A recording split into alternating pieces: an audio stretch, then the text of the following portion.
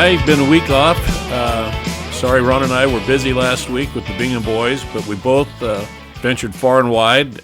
Now we have our shopping carts. We're shopping for Thanksgiving turkey that's coming right up. And where else to shop but the Bingham Merc, right there on Main Street, owned, as I was a young kid, by and operated by Peter Demas, the last mayor of Bingham also. I think what would have there 3 or 4 aisles, Ron? Do you happen to remember? You said the Bingham Merc. You mean? I'm sorry, I said the Bingham Merc. I meant the Bingham Grocery. Bingham Grocery, yeah. 3 or 4 aisles. And exactly what part of town would have been in? Because it's lower than Bingham City proper. It was right where Freeman Gulch came. Yeah, Freeman Gulch. That's right what I was talking about. Yeah. Because floods and water and fires up in Freeman all the time. Yeah. No, that was a great store. When we worked at Kennecott, it was still open. And we would stop on our way down sometimes to get something if we weren't going to go to the Moonlight. Great people, just a wonderful part of Bingham history. And the name Demas is as well. Yeah, Nick Demas, you'll still see him. That's the youngest son. He's I see him on some Sundays whenever I am mistakenly drawn to go to church or something. But he's kind of an I don't know what the proper title of him right now is. It's something he's behind the altar and stuff like that. That's Nicky. But the Demases are great people. Yeah, it was right there in Freeman, at the bottom of Freeman where it hit Main Street, just below the fire station and above little apartments right there. Right. And they were noted when we were little kids for their cold water. They had really juicy, the best water you've ever drank in your life, like a water fountain or something. And we'd always stop for water when we ride our bike past. And classic old Coke machine that was in there that you had to slide the bottles for 4 miles or something if only to be able to pull one out. It was clanking, those bottles clanking. Right. I can still hear it right now. It's interesting when you talk about that store. It brings to mind a couple of things. Number one, if you want to enter a store somewhat like it that still exists, in St. George, it's a candy store now. It's right down in St. George itself, not far away from the courthouse. That it's been open a long, long time, but it's built on the same plan that was. A lot of them were. And an interesting thing, given the time of year we're at, so John Morrison, who was the victim in the murder that Joe Hill allegedly committed, I don't think he did. He had a store up on, it would be 9th South and West Temple. And that store, again, these were very similar in nature, the outlay of what that store was like. And having taught about that case and seen the old photographs, and I've even done a diagram myself of how the store would have been and where the shooters would have been in relationship to it. There were a lot of old stores like that around at the time. I can't think of any now. The closest one that people might know, and it's not even as big as the Bingham Grocery was, which wasn't very large either, but it had some apartments above it. A couple of families, Demas's and the Prigmores when I was little. But Grove Market. Yeah, the Grove Market is very similar. You're right. It's also owned by Greeks, by the way. It's the Savises. And really? Jimmy just passed away. They still have great sandwiches. I haven't been there for a while. Awesome. And now it's funny when you get older in your dotage. I don't eat as much as I used to. I could power through one of those easily. I think it would last me a day now. The first time I had a sandwich from there, this guy used to come into the Sage Supper Club where I was a bartender. He says, "Hey, come by the Grove Market. I make sandwiches part-time." And his name was Johnny Ballage. Oh, yeah, the Ballage family. Yeah, and he worked for Savis. Another friend of mine, Joe Caputo, who I didn't know well then, later did. I knew Joe, but I didn't know him as well. Anyway, I go in one day, okay, I'll come by for a sandwich. And Johnny gives me this thing. It's like 6 inches thick, and he's throwing shit on there. I'm going, "Hey, Johnny, it says like $2 here, man. You're stealing. I can't let you do this." He says, "No, this is our normal sandwich." No, yeah. They would, if it was a $2 sandwich, now they're much more, whatever. They put $1.90 worth of goods on it and made a dime, No. It's unreal. So, that's a place to go to. Anybody that listens to this and it is Salt Lake City downtown, it's off of Grove Street, actually, and it's on, I want to say 3rd West and... No, it's like Main Street. Well, okay, Main Street maybe. Maybe, yeah. But anyway, it's in that area. It's in that Maynard general was area, listed. and about, I don't know, what would it be? Just before 21st South. Yeah, I was going to say 19 South, but it's the people are really nice. They make really good food, and it's packed at noon. Or it always has been, with people getting food in around noon. In fact, on the way home, maybe I'll stop there. Hey, well, anyway, we used to ride our bikes up there and get water. And it's been a long time, but it makes me remember riding up the canyon. And when I last recall the runs up there that you do, your fun runs. Yeah. You ran all the way up. It was torn down by then, but didn't you run up into the canyon? You got a fun run coming. Yeah, we've got it. When we originally did it, starting Copperton. Yeah, the first two that we did, we started at the old Bingham High School. Okay. And then we ran up, and the turnaround was the road that went up to the shops. Oh, really? Not all the way up the canyon? Not all the way up the canyon, and that was because it was a 5K run. But we went that far and turned around and came back. But when you talk about going up the canyon, that's when I was still running some. And when I went out to measure the run one time and just check it for myself, and I ran it, I continued to run past the Carfork shops, and I went quite a ways up there. I mean, everything was torn out and that, but it really was a haunting thing for me. Yeah. To do that, having ridden that road so many times as a little kid, and then when I worked up there, it was sad. I was sad when I did it. Well, I can't hardly even go up there. I can't even fly over it and look out the windows anymore and see the damage there. I'm not going to say I've turned into a big environmentalist, but when we were young, Ron, and you and I worked in the mine, and it was a marvel. Our parents were there, our dads were in the mine, and wow, we did the mine. And now it's like, oh, God, look what they've done to the whole mountain range, you know. Yeah, I mean, and it's expanding still. You can see it more. Every morning I walk the dog up at the Capitol, and I look out over the valley, and if the smog's not too bad, I can see the dumps, and it seems like it's expanding over to the gold mine. And that's Barney's Canyon. Barney's Canyon. And you look at it, and it is an environmental hazard. But on the other hand, those of us from that area, and our parents and our grandparents and some people's great-grandparents worked up there and dug that hole, there is a surprising sense of pride that they did that. But anyway, carries some pride. But hey, tell us about the race. Yeah. You got it coming up. It's next 2 weeks. Yeah, it's on December 6th. We do it the first Saturday in every December every year. This will be the 41st year that we've done it consecutively. It honors my brother Nick. Basically, his involvement in journalism and freedom of the press, freedom of speech. We also honor Jerry Ennis, who is a juvenile court counselor and then a justice judge out in Draper.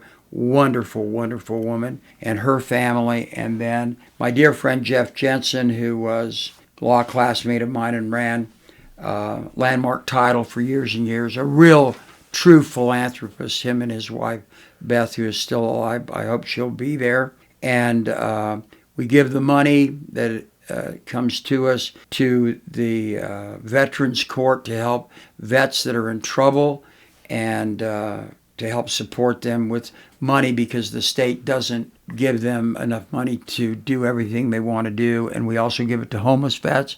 And also we assist the St. Paul Methodist Church, which does their fundraiser for the year, which is the remnant of the Highland Boy Community House. Miss Duhigg and Miss May. And so that's kind of their, what's left of that. And that's a great time, too, because they have a chili cook-off, and you get a vote on the best chili. So what's the date and time and everything? It's December 6th. The race starts at 11 o'clock. It's a Saturday. run-walk Saturday. And so come on up, come early, and then go get something good to eat at the Methodist Church. Do people ride bikes? Yeah, people ride bikes. A lot of people walk now. We have people that actually have done almost all of the races. It's in Copperton Park and easy to find. There's plenty of parking, and so come and have fun. So you'll go basically from the park up the canyon to as far as you can go. Yeah, we run up the canyon through Copperton and catch the old Bingham Highway and go up. We run up because it goes up, then there's a flat and it drops down into your own home. It goes lead through, mine the lead mine is where it ends. goes through where the road ends. That's where you yeah, end? Yeah, we ended at that road. There's a turnaround there, so they actually run back past where your house kind of would have been, and past the precipitation plant, turn around, come back, and then they run back down through the park. Back there for a total of 3 miles or whatever. 3.1 miles. Yeah, you're going to go past the DeMarcos and the Pizzell property, Elkins, my family, my grandfather, Smilanich, Vasquez, every Greek in the all of those people, and Massas and LaBounty, Joanna Osaro run by her house that her and her husband and their family. Well, I'm going to come by. I'll bring Lenny, the little marathoner. Bring Lenny up to I don't know if we're giving prizes this year. My secretary, assistant, and Merlene Wright is the one that does all the work, and so we'll always bring do some something. Certificates together. Oh, we'll let you know. It's officially timed by her company. Her and her husband have a company that do races. Okay. She did it so often for us in the past. They started their own company and they do them all over. So it's a good time. All right. Next week's Thanksgiving. You Yeah. going somewhere? You got a gathering? What was your history of Thanksgivings in Bingham? Well, just like the Greeks, the Italians, and the Croats. It's eating time, and so we would do it at my mom's house and in the house in Highland Boy. I don't have a real deep recollection of Thanksgiving at Highland Boy. Christmas, of course, and Halloween and stuff like that. But my mother would cook all of the traditional American foods, but also do Italian stuff and some of my dad's favorite Croatian recipes. And so we would eat there, and that was just the deal. And my memories started with the poker game afterwards. All the uncles and everybody played dime per 10 cent handy poker. That was afterwards. The men would go in one room and smoke and play poker, and the women go somewhere else and talk. But I was a little kid, just enamored with all these coins on the table. But prior to that was the meal, and I do recall even all of us felt the same way. Like, wow, Thanksgiving's coming. Wow, what part of the turkey do you like? White meat sure. Yeah. Wow, who's going to get the wishbone? It was just a great anticipation. And you'd sit down and you'd see a feast. Yeah. Right? And turkey, which we only had once a year back then. The stuffing, obviously, once a year. We might have had, a little bit of Greek flair, but mostly it was the traditional, USA, born in the USA stuff, from cranberry sauce to mashed potatoes. I think we had anchovies or somebody throw those out of Greek olives, and that would be about it. But I remember this, like when we had the meal, it was a feast. Yeah. And because most of the time we were eating a slice of bacon, 1 egg, and a piece of toast or something for breakfast or cereal. You weren't getting, and mealtime and dinner were not big meals. And today, you mentioned it a second ago inadvertently, how big those sandwiches are at. Right? So we're feasting 3 meals a day now, the equivalent of more than we used to anticipate once a year. And we do this every day. I went to a restaurant the other day, and there was 5 of us, and we had each plate of food, and the plates were as big as your laptop, not as big as Bill's laptop, and covered with food from edge to edge, piled high. It was $14 or $15, whatever it was. And 3 times more food than any one person needed, and we had that an appetizer, and everybody had this big pile of food. And then we do it the next day, and the next day. Yeah. And so this idea of feasting and feeling grateful for feasting is frankly lost on me now. I don't feel that at all. I just want to put it away. Like, okay, let's get some takeout and try the other side of Thanksgiving, the grateful side, not the meal side. You make a great point. What we forget in America a lot is how affluent we really are. And we also can tend to forget that feast days really meant that. When we were kids growing up, it's not that our parents, we ate well. no one should not get that impression. My parents, your parents, the working people fed their families well, but there were certain things that you didn't eat during the year. One of them was turkey. Turkey, Thanksgiving, maybe Christmas, because there were other stuff too, but that was it. It was a feast. It was intended to be a feast. And here's where we're different today than we have been in the past. It wasn't fast food. It was cooked. There were special recipes in families and stuff like that.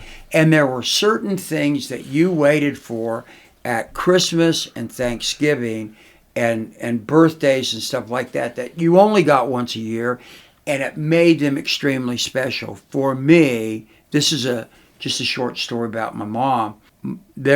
I was thinking about this when we were talking about Thanksgiving. The one thing I do remember when we were in Bingham about holidays, my mom and I would go shopping down the Bingham Merc. And they always ordered ahead of time I want this size of turkey and stuff like that. But we would go down, and I would go with her. And I was the only one in the family that liked, there was an antipasto that came in a can.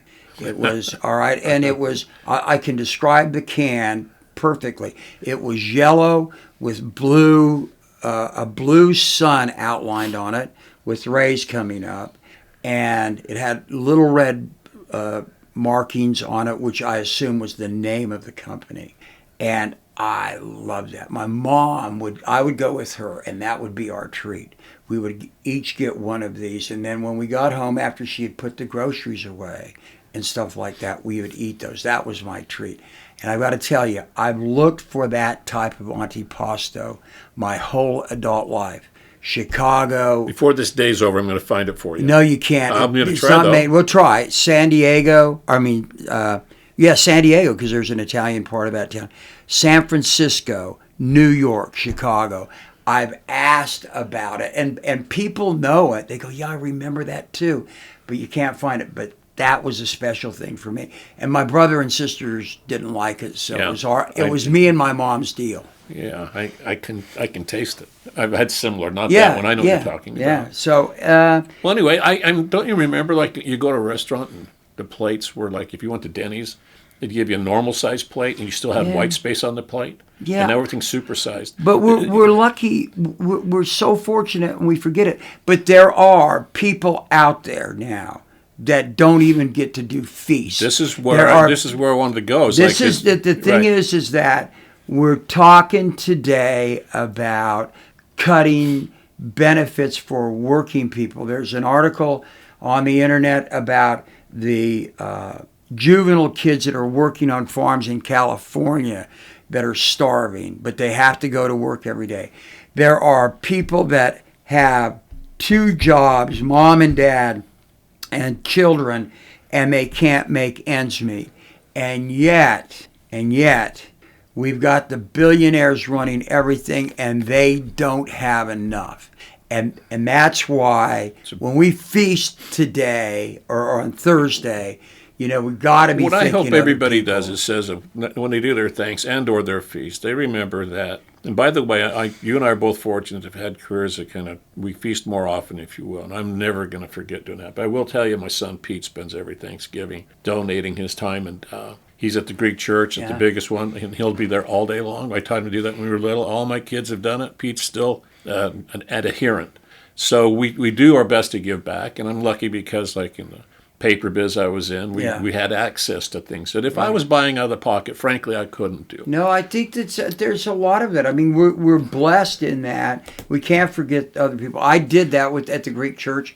George Fergus took Kay and I down there one Thanksgiving. It was one of the best Thanksgiving I've ever spent. Yeah. Well, the thing there is these guys that you of course hit on the head, the billionaire class, it's now dictating everything. We don't need to go, that's a whole nother deal and day, but they're saying, and then President Trump said this too, it's 25% less at Costco or Walmart or somewhere this year, and you should, that's how good of a president I am. And the people who are buying at Costco or Walmart, first off, they know that's a bullshit story. Of course they do. But it's a good tale to tell if you're not there and you've never been there and you don't buy at those kind of things, because compared to last year's price, it is 25% less. It also has about 40% less food in it. Right. So they don't tell you that part when they brag about how prices are down. And we have such Besant, for example, the guy that's always talking money, that, what is he, the Secretary of the Treasury or something like that? He used to work for George Soros, the worst. He was a chief investment officer for Soros, but now he's Trump's buddy.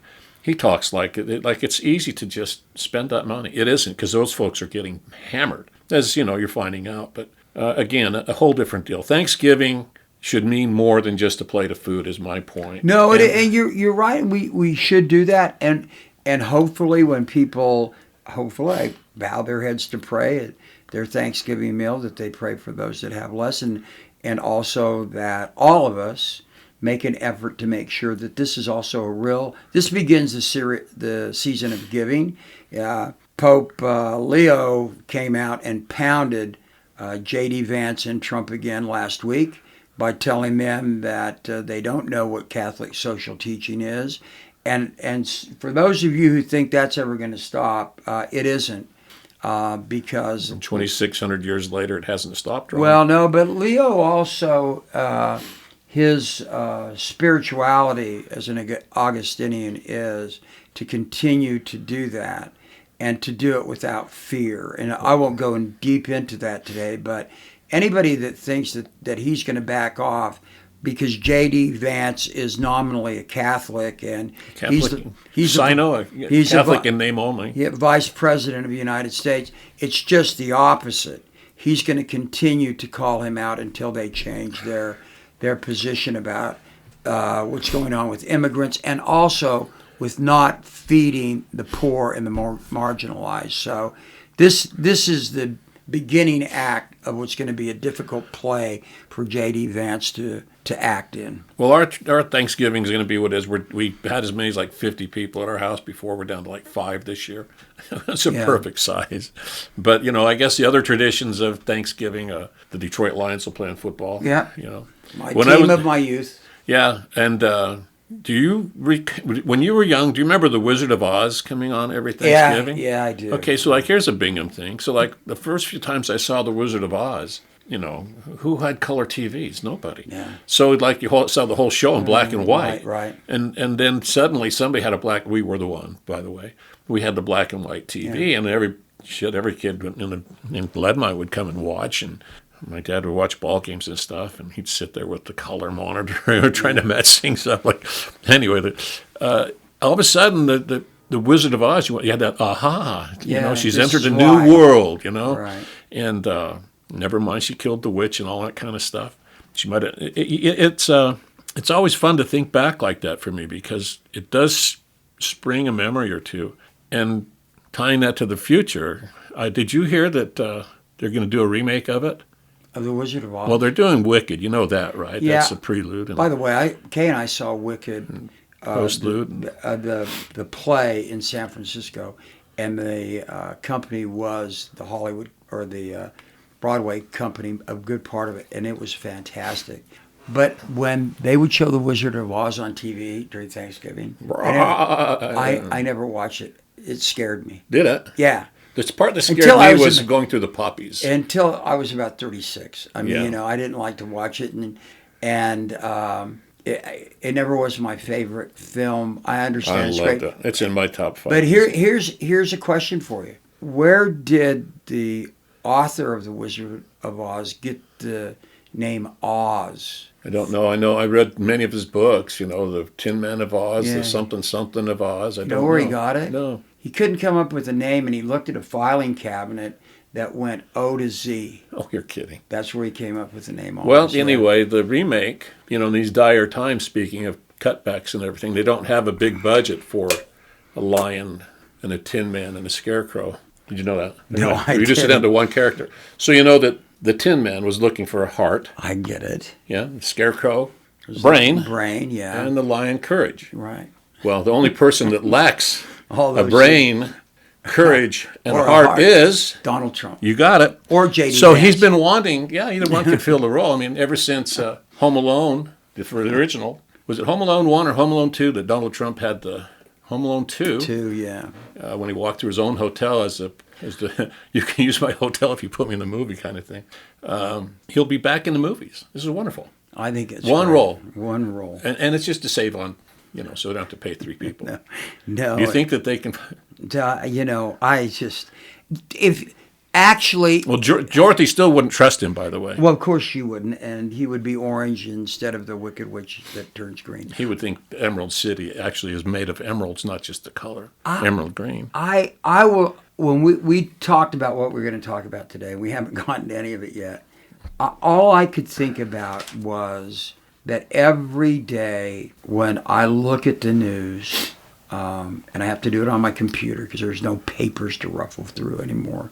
It's all to me it is like a dust storm. You ever been in a really bad dust storm? Yeah. Where it's not only that it's dirty and it's kind of scary because you don't know where you are, and eventually you get turned around. If you keep moving, you get turned around. You don't know what direction you're heading. That is what every day of the news is with me with Donald Trump and J.D. Vance and their handlers and the people that they're beholden to and all of that. And so when we think of all of this, it really is troubling to me because I honestly feel that way when I look at the news.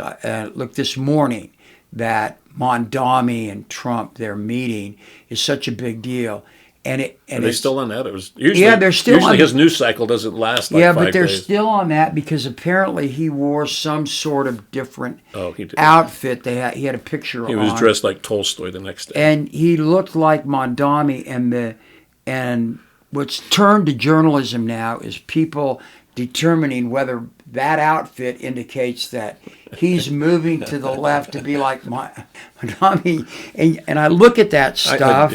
And I hear my brother spinning in his grave as a journalist going, this is what we're doing.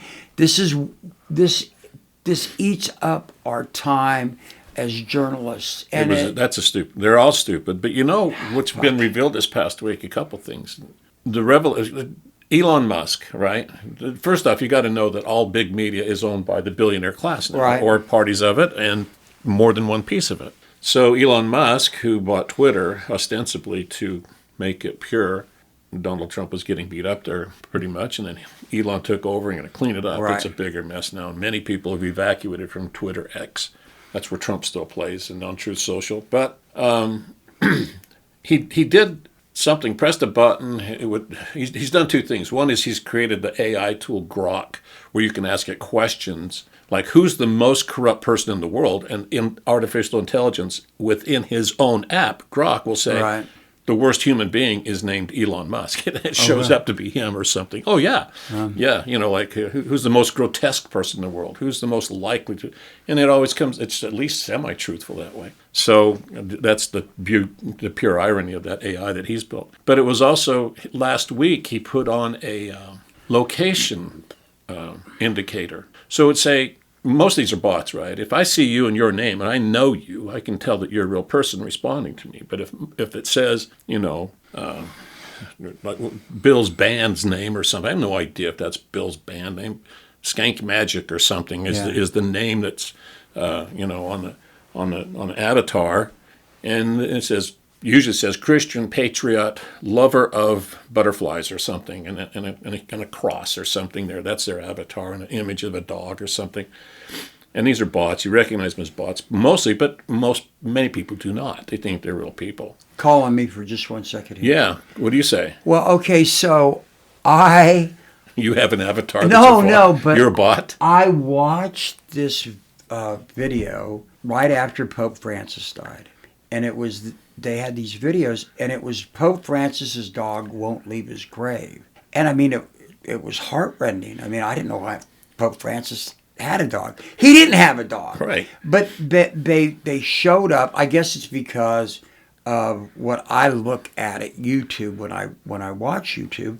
It showed up all the time, and it reinforced in you that he actually did have a dog. But he really didn't. Right. Until but you believed it.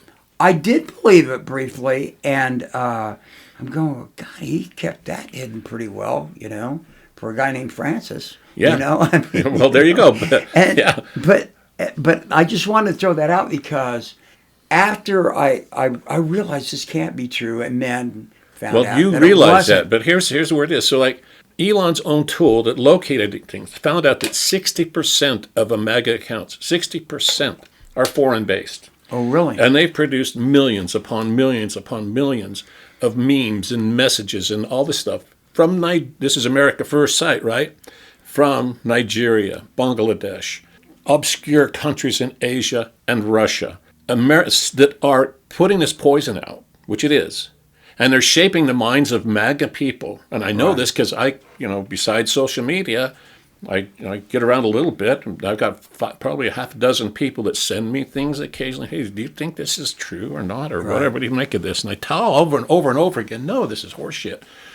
But you can't change a mind very rapidly. No. You even on the innocuous thing of a dog took a bit of time to get through it. Probably spent a night going to bed. I wonder if Pope Francis really had a dog. But here's the reason why. I love dogs, and I love Pope Francis. Yes. So it played right into a narrative that would touch my heart. Right. And so that's why I threw myself out there. I think that's part of the deal. But go on. It is part of the deal. MAGA has been fed since social media really became the pathway to not trusting the old news because we're all fake. Yeah. But now the new news, which is fake, is truly fake, is producing the messages that they believe. Isn't that kind of a weird circle? But it's anger, it's blame, it's poison. And you get that often enough, a couple things start to happen. I liken it sometimes to, did you ever have a habit that you couldn't quit? I'll name you mine, and just to tell you that there's an analogy here. Smoking. Sure. When I was smoking, you couldn't convince me that it was bad for me. You couldn't convince me that my smoking was bad for you. And when people said you got to smoke in a certain area, I was resentful. Don't tell me what to do. You're taking my privacy away. I have a right to smoke. That was an argument for many years. And ultimately, you look around and you go, I can't quit this because I'm so invested in believing this for so long. I spent a lot of money on it and I'm still breathing. I must be okay. You don't quit. You don't quit your religion. You don't quit your habit. You don't quit certain things you know better than. And a whole bunch of that 33 or 4% of MAGA that won't quit is slowly starting to fracture a little bit. But they won't quit until they finally go, they got me. It finally got me. And until it bites them, those poisonous memes and those poisonous messages, they just ignore them. And that is that they are. You can just look at these letters I get, and you just go, well, I can clip this one from that guy in Nigeria and this one from the guy in Russia. This is not American policy. These are foreign memes meant to piss people off, and it's working. One of the things about when you or it worked per se. When you have invested in something and you believe in it, even if you know it's hurting you, representing lots of people that have drug problems and alcohol problems over my career as a lawyer, and dealing with people that I love, is you realize they know that it's hurting them and they understand it, but for whatever reason they committed to it. And some of it is physical. How many former LDS friends do you have that they don't speak to family and they're hurt like crazy? And it was hard for them to leave. It's a physical thing for people, but it's also something that, in a sense, you're trying to prove to yourself that it really doesn't have you. And I want to tell you something, because you make a really interesting point that I used to make as a lawyer with juries. Because when you talk about what reasonable doubt is and what the presumption of innocence is, the instructions that are given to juries are relatively watered down. It's a doubt based in reason, which is just circular reasoning. But I would tell people this. I would stand in front of juries and say, look, when you talk about proof beyond a reasonable doubt, it's the kind of proof that you would take you to change your religion, to get a divorce from a spouse that you love, to kick a child out of your house because they're never going to change. And if I knew there were smokers on a jury, and there was a time when you knew that, right? If I knew there were smokers on a jury, I would say it's it is as though you have so much proof that you would put your pack of cigarettes away this very day. That's how high the standard of proof beyond a reasonable doubt is. Discern, and when you're bourgeois, is that what it's called during that period? Is that when you found out they smoked, you just see a bulge in their pocket? No, you'd see a bulge in their pocket. Or you'd smoking outside. They're smoking outside. So those are the kind of things that are But you knew how to take that information and work that mind, did you not? Well, yeah. You did. And you were one person in front of 12, and you had to convince maybe one. Well, I know I tried to convince all of them. Have you seen? Go ahead. But the point is that there are things that touch you so deeply that you go, well, I mean, this guy's already been charged or this woman's been charged with a crime. They've got to be guilty. You go, no, that's not how it works. They've got to prove by the evidence that the evidence is so certain sure to you that you yourself would do something that you know would require the ultimate proof. Right. I'm not advocating anybody leave their particular church or anything when I say that, but that's in Utah we see that a lot. It's hard to leave. But here's what I'm going to say: if you are one attorney pleading for the life of Bill Frosser, who's committed a heinous crime, whatever that crime might be, being your friend, being my friend, yeah. Imagine the power that Mark Zuckerberg has on Facebook. Yeah. Now, take a quiz on Facebook. Did you ever play on Facebook? Were you ever on there? No. Okay, all right. Then I'll talk to the people who are of your age that do like my mother did, and you get these pop-up quizzes. And the pop-up quiz might say, hey, what's your favorite brand of something? Where's your favorite vacation spot? If between these two choices, and one is going to represent a good choice and the one an evil choice, which do you choose? And you did good, you scored 80 or whatever. Well, you do this often enough, and Facebook did a lot of that stuff. You're creating a database. And did you ever see the movie? And I can manipulate that database the same way by sending the messages about good to you and the messages about evil to Bill. To Bill, yeah. And Bill starts to interact with it, and he hits certain likes more often than others. And that reinforces that I can send even more messages to Bill. So Bill ultimately only gets a certain style of message, doesn't hear anything else. You can say, get off Facebook, but even if he did, his other social media will now be filled up with all of these pointed and one-directional messages. There's a documentary that was made in 2019 called The Great Hack. Have you seen of it? I haven't. All right, so it's the story about Cambridge Analytica, which was hired by the Trump campaign, and by the way, not just by them, by companies, governments worldwide, to shape public opinion in their own elections. I don't remember right offhand which countries they were, but they were everywhere, on every continent. And one of them was Brexit. They had a big hand in getting Nigel, what's his name, Farage or whatever his name is, to become the populist leader against Brexit, or for Brexit. They left it, the EU and all that kind of stuff. But so in this hack, in this documentary, it shows just how political parties, because both sides use political, but the Trump campaign in 2016 became the first and the biggest and the largest benefactor of it. The point is that out of millions of voters, 70 million and 70 million on each side of this 140 or 50 million voters, they isolated 70,000 voters in 3 states. I think Michigan, Wisconsin, and Pennsylvania.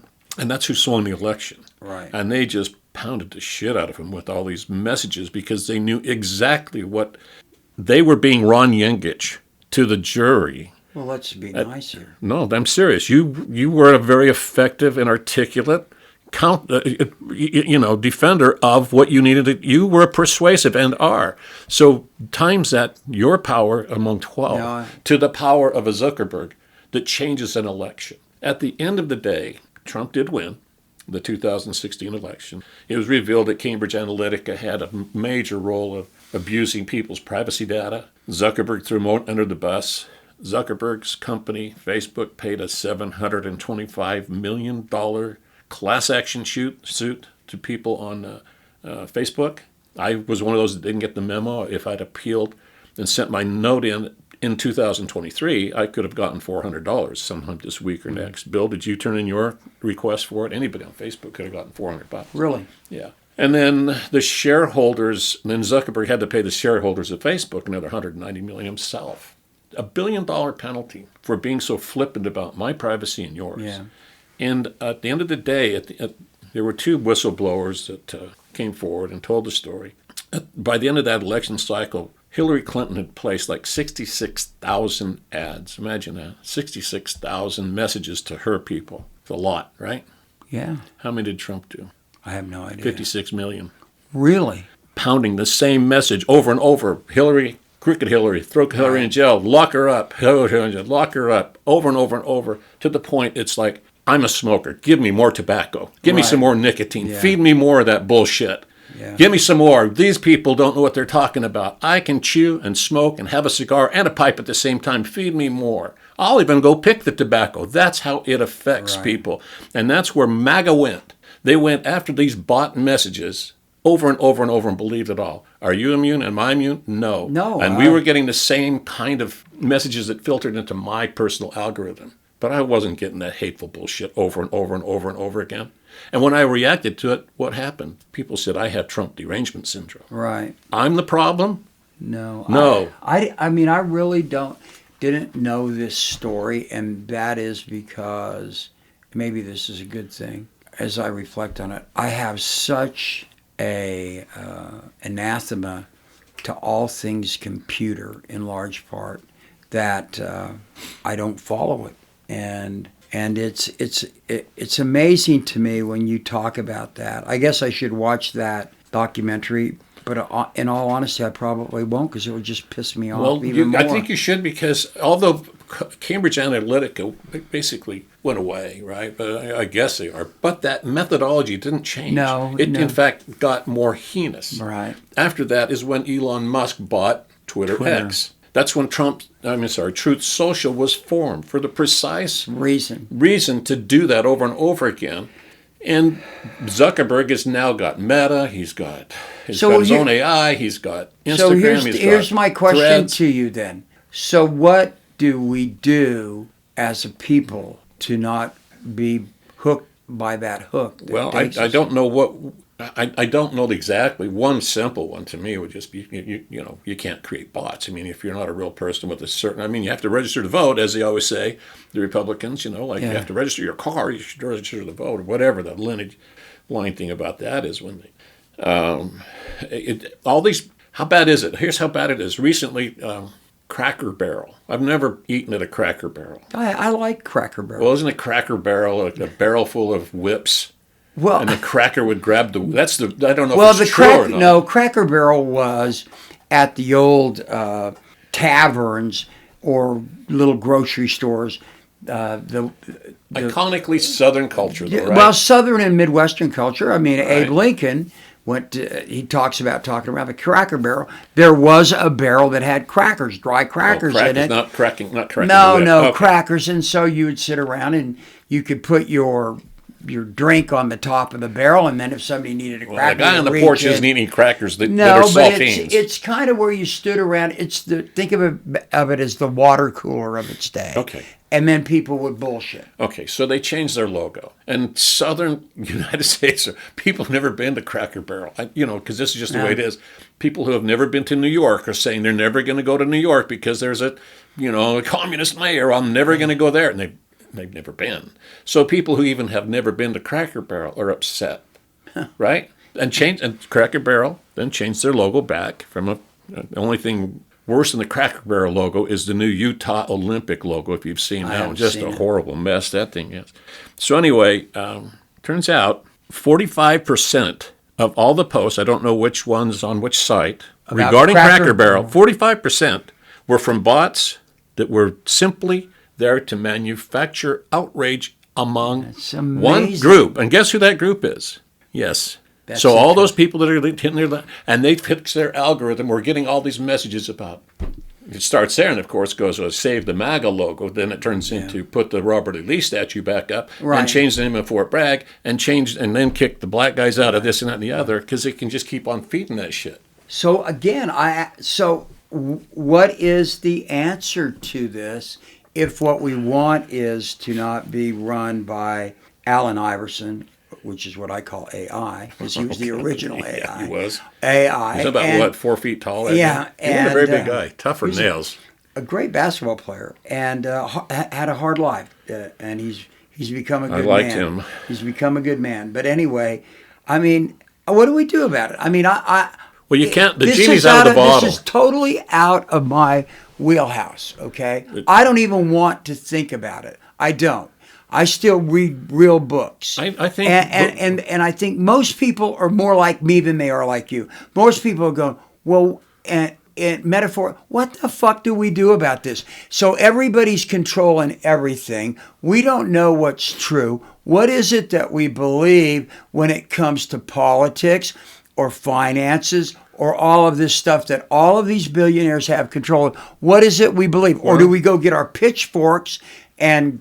Well, there you go. So you're not going to shut up social media, Facebook, and other modes of social interaction. Those apps aren't going away. Maybe there's some alterations. And I say maybe because the simplest is just talk to real people.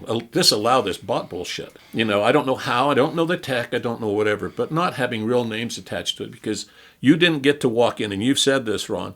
In Bingham, if Trump had walked into that bar in Copper King and said these things, said we'd bonk him. But the reality is, in America, if the Copper King is now social media, they're saying this from somewhere in Egypt, and they don't get kicked out of the bar, and the guys in the bar are fighting each other. Because the tension is built, and it's there.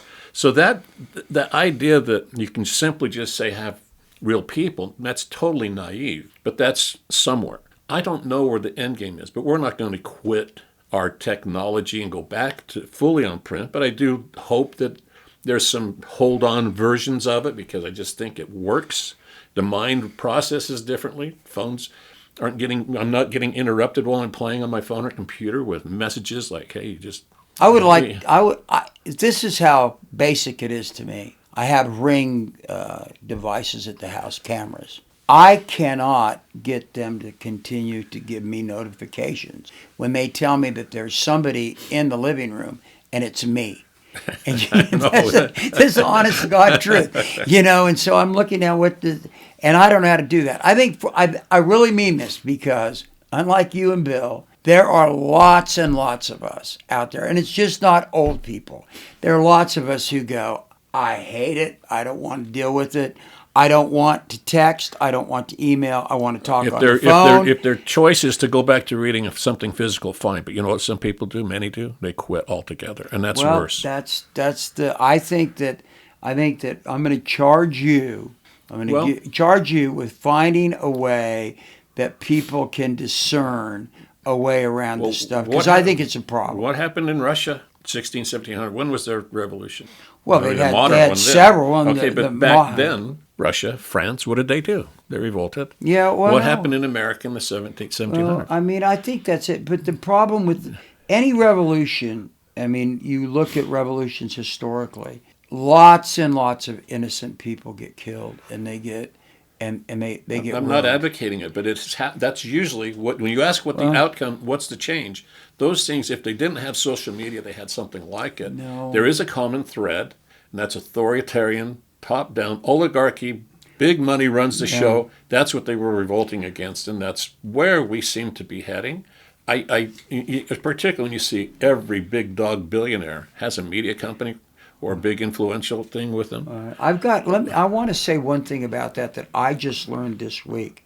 I don't know who this guy is, but I learned that the backer of J.D. Vance is a guy named Peter Thiel, who I didn't know about, and I read a little bit about him. I find it really interesting that he is the one that told, and this is out there now, he's the one that suggested to J.D. Vance that he respond to the Pope and call him the woke Pope, and also and to talk about him being the Antichrist, when Pope Leo spoke out about what ICE is doing and other policies in our country. And I found that really interesting and scary, because this guy's he's a billionaire, and not only as a Catholic, and they're saying those things about the Pope, and J.D. Vance is allegedly Catholic.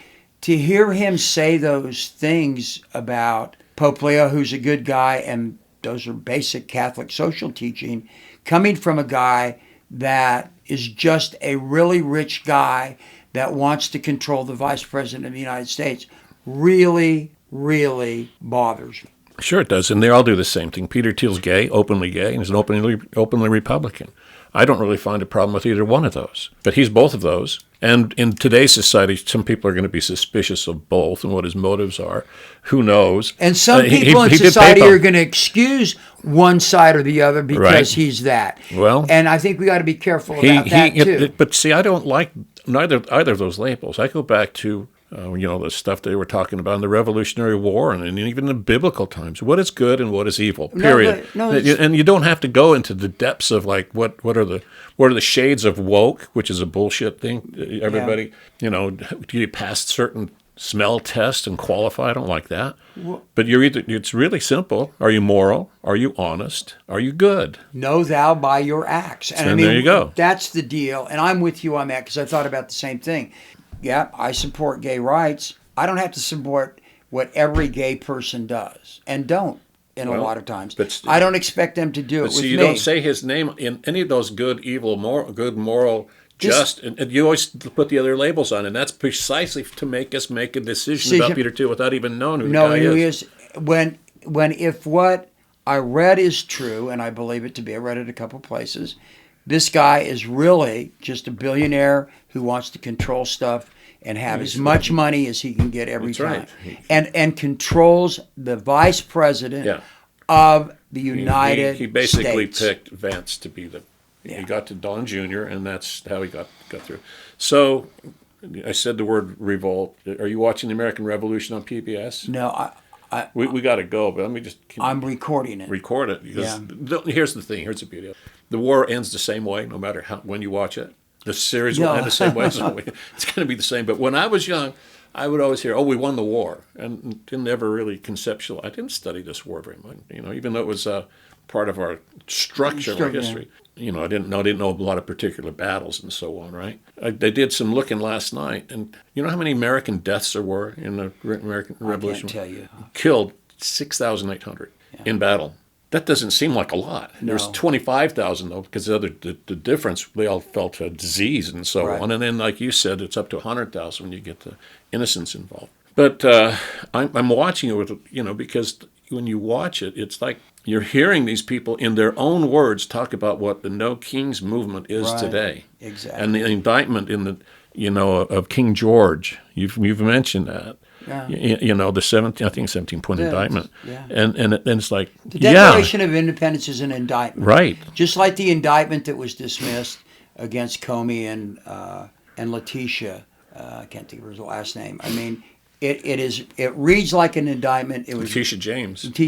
The Declaration reads like an indictment because, in effect, it's a charging document saying that you usurped your powers and the powers that belong to us, and as a result of that, we have no other action. We've got to revolt. I've read 100 books on Vietnam. It was the same war. Those guys they didn't have to win. They just had to not die. And that's all George Washington did. He just kept the army together. Yeah, I mean, it wasn't a foregone conclusion that they would win that war. And no, never was. But they only won like one big battle. And there's some real heroes that come out of that war. Kosciuszko, which I mispronounced his name, the Polish. Oh God, there's a Polish and a German and a French guy that saved us. That were all great, and also one of my favorites from that war is the Swamp Fox, Francis Marion. They're the episode I'm in now. They're finally moving to the south. Yeah, that's where he is. Britain has taken their forces from New York down to the south. But anyway, do you remember the Boston Massacre? We got to tie up. Yeah, I mean Crispus Attucks. Yeah. He was one of 6 or 7 that died. Yeah. So I'm watching the show, and I remember that from 5th grade or somewhere. The black man that was one of the dead, which was stunning to learn for some people. That a black guy gave up his life, and then this is dedicating a lot to it. But when you read down the list, you get to the name. James Caldwell was one of the people who died, which means I've just found out that I had a relative that died. Yeah. I'm related to all the Caldwells somehow. That's not bullshit, or if not all, pretty damn near all, at the Boston Massacre. And so now I'm linked there through that, my grandmother's lineage that goes back to, second vote. That's interesting. Yeah.